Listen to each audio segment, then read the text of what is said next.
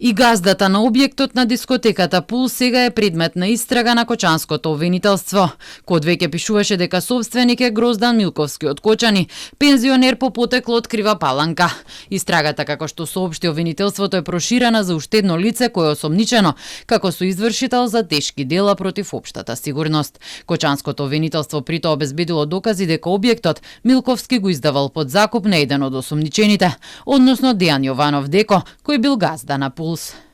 Без да поднесе барање да добие одобрение за пренамена на објектот од надлежен орган, заеднички во договор со осомничениот неформален сопственик на правното лице.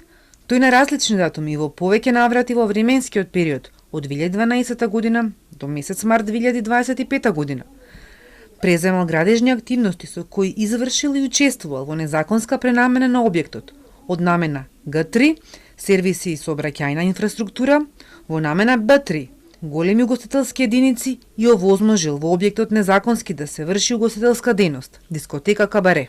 Објектот датира од 1999 година. Најпрвен бил дивоградба. Првата зграда со површина од 419 метри квадратни е запишана во катастарот во 2001-та. Во 2011-та дивоградбата станала легална со плюс 51 квадрат. Со оглед дека е регистриран како зграда во останато стопанство, значи дека требало да врши некоја индустријска дејност. Но наместо тоа дискотеката Пулс била отворена во зимата 2012 година и работела се до пожарот во март кој однесе 62 животи. Во катастерот притоа не стои никаде дека е направен договор за наем, иако законот го налага тоа. Тоа значи дека договорот бил устен, а пари за кирија се давале на рака. Во 2014 година во јуни во катастерот како собственост е впишан и двор, а дискотеката Пулс веќе над 2,5 години функционирала. Истрагата за пожарот според обвинителството треба да заврши за околу една недела. Досега осомничени се десетици лица и неколку фирми.